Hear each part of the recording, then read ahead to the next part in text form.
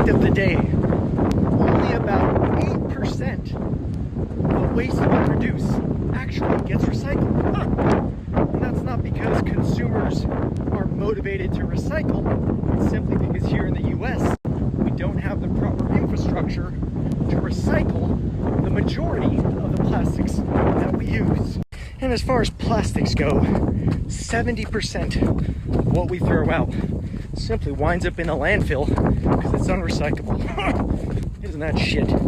See, here in the US, we have this numbering system on our plastics, or our resins, if you will. It's 1 through 7.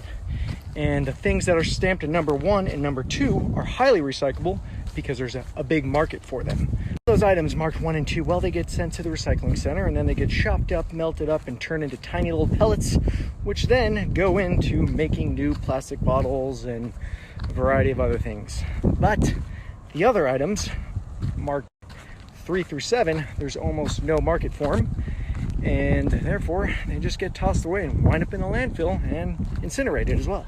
We actually used to send a lot of our 3 through 7 recyclables to China, and they actually would take them and recycle them.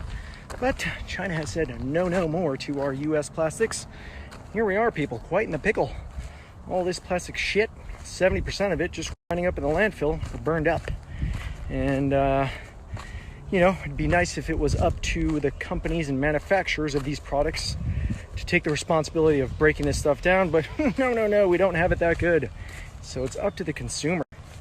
So the only real solution is minimizing the amount of plastics that you purchase and use, or at least when you do, check on the bottom and see if it's a number 1 and number 2, because you know at least that can get recycled. But otherwise, we just really gotta try and find alternatives. So friends, the point of this is simply just awareness, so that we may make better informed decisions when it comes to our purchasing. You know, look for items that are not made of plastic, or that are 1s and 2s. And again, try and reuse as much as you can. Of course, keep on recycling. But it's all about making personal choices for the greater good.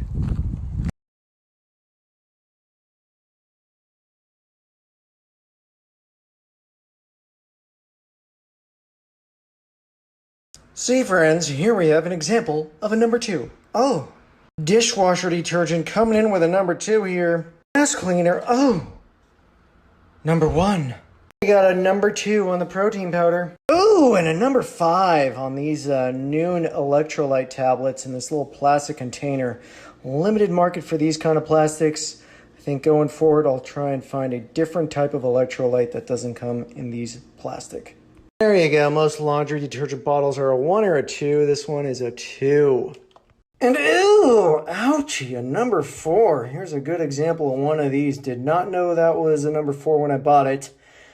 This pretty much just ends up straight in the landfill, but now that I know, I could shop differently. Ooh, and a number 5 on the hair product. Crazy, this plastic thing is just no real market for it on the number 5. So in the future, instead, you could opt for some glass encased hair product.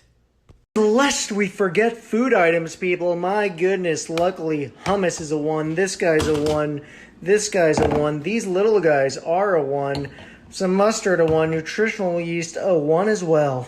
That's it for that fun show and tell exercise, and once you know your plastics around your house, you could optimize and shop better for the environment.